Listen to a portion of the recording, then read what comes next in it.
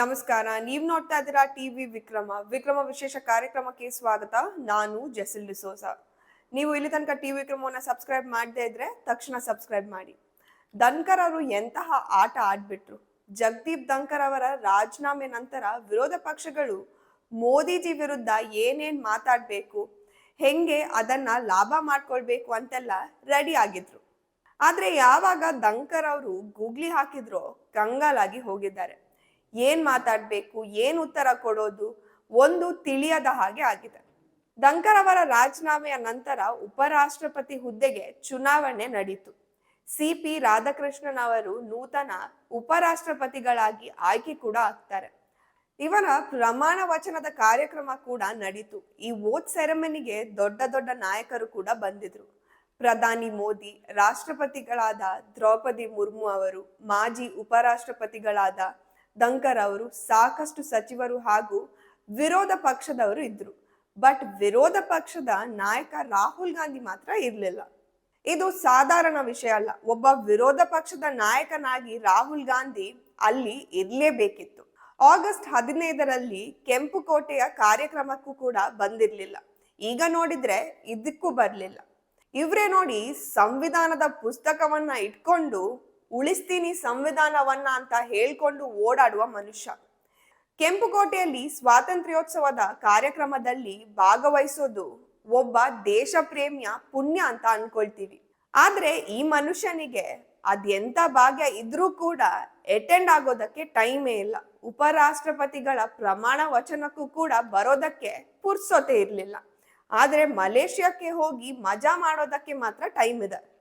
ಕೇವಲ ಅರ್ಧ ಗಂಟೆಯ ಕಾರ್ಯಕ್ರಮ. ಒಬ್ಬ ವಿರೋಧ ಪಕ್ಷದ ನಾಯಕನಾಗಿ ರಾಹುಲ್ ಗಾಂಧಿ ಆ ಕಾರ್ಯಕ್ರಮಕ್ಕೆ ಬರ್ಲೇಬೇಕಿತ್ತು. ಆದ್ರೆ ಈ ಮನುಷ್ಯನಿಗೆ ಇದಕ್ಕಿಂತ ಗುಜರಾತ್ನಲ್ಲಿ ಚುನಾವಣೆ ಪ್ರಚಾರ ಮಾಡೋದೇ ಮುಖ್ಯ ಆಗಿತ್ತು. ಆ ಪ್ರಚಾರದಲ್ಲಿ ಪಾಕಿಸ್ತಾನ್ ಜಿಂದಾಬಾದ್ ಅನ್ನುವ ಘೋಷಣೆ ಆಗ್ತಾ ಇತ್ತು. ಪಾಕಿಸ್ತಾನದ ಹಾಡುಗಳು ಕೂಡ ಕೇಳ್ತಾ ಇತ್ತು. ಇದನ್ನೆಲ್ಲ ನಾವು ಪ್ರಶ್ನೆ ಮಾಡಬಾರ್ದು. ಎಂತಹ ದುರಂತ ನೋಡಿ. ಪಾಕಿಸ್ತಾನ ಜಿಂದಾಬಾದ್ ಅನ್ನುವವರು ಇವರ ಸಭೆಯಲ್ಲಿ ಕಾಣಿಸ್ತಾರೆ. ಮೋದಿಜಿ ಅವರ ತಾಯಿಗೆ ಕೆಟ್ಟ ಕೊಳಕ ಮಾತನ್ನ ಮಾತಾಡ್ತಾರೆ. ಕಲ್ಲು ಹೊಡೆಯವರಿಗೆ, ದೇವಸ್ಥಾನಕ್ಕೆ ಬುಲ್ಡೋಸರ್ ನುಗ್ಸ್ತೀನಿ ಅಂದವರಿಗೆ ಬೆಂಬಲ.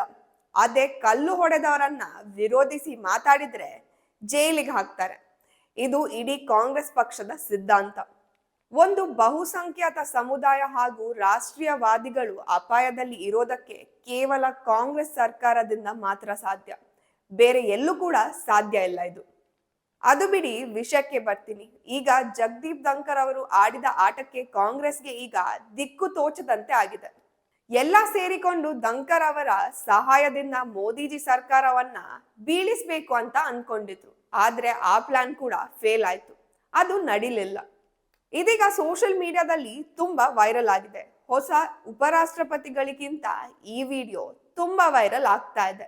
ಧನ್ಕರ್ ಅವರು ವೆಂಕಯ್ಯ ನಾಯ್ಡು ಅವರ ಜೊತೆ ಕೂತು ಚಪ್ಪಾಳೆಯನ್ನ ಹೊಡೆಯೋದು ನೋಡಿ. ಇಷ್ಟು ದಿನ ವಿರೋಧ ಪಕ್ಷದವರು ಧನ್ಕರ್ ಅವರು ನಾಪತ್ತೆ ಆಗಿದ್ದಾರೆ, ಯಾಕೆ ಎಲ್ಲೂ ಕಾಣಿಸ್ತಾ ಇಲ್ಲ ಅಂತ ತುಂಬಾ ತಲೆ ಕೆಡ್ಸ್ಕೊಳ್ತಾ ಇದ್ರು. ಕಪಿಲ್ ಸಿಬ್ಬಲ್ ಅಂತೂ ಸುಪ್ರೀಂ ಕೋರ್ಟ್ ನಲ್ಲಿ ಹೇಬಿಯಸ್ ಕಾರ್ಪಸ್ ಸಲ್ಲಿಸಬೇಕು ಅಂತ ಕೂಡ ಹೇಳಿದ್ರು. ಪಾಪ ಅವ್ರೇನ್ ಅನ್ಕೊಂಡಿದ್ರು ಅಂದ್ರೆ ಜಗದೀಪ್ ಧನ್ಕರ್ ಅವರು ಮೀಡಿಯಾ ಮುಂದೆ ಬಂದು ಮೋದಿಜಿಯ ವಿರುದ್ಧವಾಗಿ ಮಾತಾಡ್ತಾರಂತ. ಆದ್ರೆ ಅದು ಯಾವುದು ಕೂಡ ಹಾಗೇ ಇಲ್ಲ.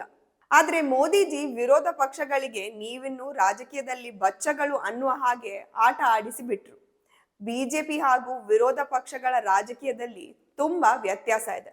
ಉಪರಾಷ್ಟ್ರಪತಿ ಚುನಾವಣೆಯಲ್ಲೂ ತುಂಬಾ ಕನಸು ಕಂಡಿದ್ರು. ಕ್ರಾಸ್ ವೋಟಿಂಗ್ ಆಗುತ್ತೆ, ಗಡ್ಕರಿ ಅವರು ನಮ್ ಜೊತೆ ಇದ್ದಾರೆ ಅಂತ. ಆದ್ರೆ ಕೊನೆಗೆ 24 ವಿರೋಧ ಪಕ್ಷದವರೇ ಕ್ರಾಸ್ ವೋಟಿಂಗ್ ಮಾಡಿ ಸಿ.ಪಿ. ರಾಧಾಕೃಷ್ಣ ಅವರನ್ನ ಜಾಸ್ತಿ ಲೀಡಿಂದ ಗೆಲ್ಲಿಸಿದ್ದಾರೆ. ಸಿ.ಪಿ. ರಾಧಾಕೃಷ್ಣ ಅವರು ಉಪರಾಷ್ಟ್ರಪತಿಯಾಗಿ ಈಗ ಪ್ರಮಾಣ ವಚನ ಕೂಡ ಸ್ವೀಕಾರ ಮಾಡಿದ್ದಾರೆ. ಈ ಸಮಾರಂಭಕ್ಕೆ ಬಂದ ಧನ್ಕರ್ ಅವರು ಪ್ರಧಾನಿ ಮೋದಿಯಿಂದ ಹಿಡಿದು ಎಲ್ಲರನ್ನ ಕೂಡ ನಗ್ತಾನೆ ಮಾತಾಡ್ಸಿದ್ರು. ನಂತರ ಸಿ.ಪಿ. ರಾಧಾಕೃಷ್ಣನ್ ಅವರನ್ನ ಕೂಡ ಧನ್ಕರ್ ಅವರು ಮೀಟ್ ಮಾಡಿ ಖುಷಿಯಾಗಿ ಮಾತಾಡ್ತಾರೆ. ವಿರೋಧ ಪಕ್ಷಗಳು ಕಾಯ್ಕೊಂಡು ಕೂತಿದ್ರು ಧನ್ಕರ್ ಅವರು ಈ ಕಾರ್ಯಕ್ರಮಕ್ಕೆ ಬಾರದೇ ಇದ್ರೆ ಸಾಕು ಅಂತ. ಅಕಸ್ಮಾತ್ ಈಗ ಏನಾದ್ರೂ ಧನ್ಕರ್ ಅವರು ಬಂದಿಲ್ಲ ಅಂತ ಅಂದ್ಕೊಳ್ಳಿ, ಇನ್ನೊಂದು ರಗಳೆನ ಶುರು ಮಾಡ್ಕೊಳ್ತಿದ್ರು ಇವರು. ಇದಕ್ಕೆ ಮೋದಿ ಅವರೇ ಉತ್ತರ ಕೊಡ್ಬೇಕು, ಇದಕ್ಕೆ ಅಮಿತ್ ಶಾ ಅವರು ಏನ್ ಹೇಳ್ತಾರೆ, ಆದ್ರೆ ಅದು ಯಾವುದು ಆಗ್ಲಿಲ್ಲ. ಆದ್ರೂ ಒಂದು ಸಾಂವಿಧಾನಿಕ ಕಾರ್ಯಕ್ರಮಕ್ಕೆ ಬಾರದೆ ಇರುವ ಮನುಷ್ಯ, ಅದು ಒಬ್ಬ ವಿರೋಧ ಪಕ್ಷದ ನಾಯಕನಾಗಿ, ಇವರು ಯಾವತ್ತಿಗೂ ಸಾರ್ವಜನಿಕರ ಜೀವನದ ಭಾಗ ಆಗೋಕೆ ಸಾಧ್ಯನೇ ಇಲ್ಲ. ಹೌದಲ್ವಾ? ಮಲೇಷ್ಯಾಕ್ಕೆ ಹೋಗೋಕೆ ಟೈಮ್ ಇದೆ, ಆದ್ರೆ ಉಪರಾಷ್ಟ್ರಪತಿಗಳ ಕಾರ್ಯಕ್ರಮಕ್ಕೆ ಬರೋಕೆ ಟೈಮ್ ಇಲ್ಲ. ಇದನ್ನೆಲ್ಲ ಜನ ನೋಡ್ತಾ ಇದ್ದಾರಲ್ವಾ? ಸಿದ್ದರಾಮಯ್ಯ ಸಾಹೇಬ್ರೆ, ನಿಮಗೂ ಅಷ್ಟೇ ಜನ ನೋಡ್ತಾ ಇದ್ದಾರೆ. ಟಿವಿ ವಿಕ್ರಮ, ದೇಶ ನಿಮ್ಮ ಕೈಯಲ್ಲಿ. ಈ ಕಾರ್ಯಕ್ರಮ ನಿಮಗೆ ಇಷ್ಟ ಆಗಿದ್ದಲ್ಲಿ ಲೈಕ್, ಶೇರ್ ಹಾಗೂ ಕಮೆಂಟ್ ಮಾಡಿ. ಟಿವಿ ವಿಕ್ರಮದ ಕಾರ್ಯಕ್ರಮಗಳನ್ನು ನಿರಂತರವಾಗಿ ವೀಕ್ಷಿಸಲು ಸಬ್ಸ್ಕ್ರೈಬ್ ಮಾಡಿ, ಬೆಲ್ ಐಕನ್ ಒತ್ತಿ.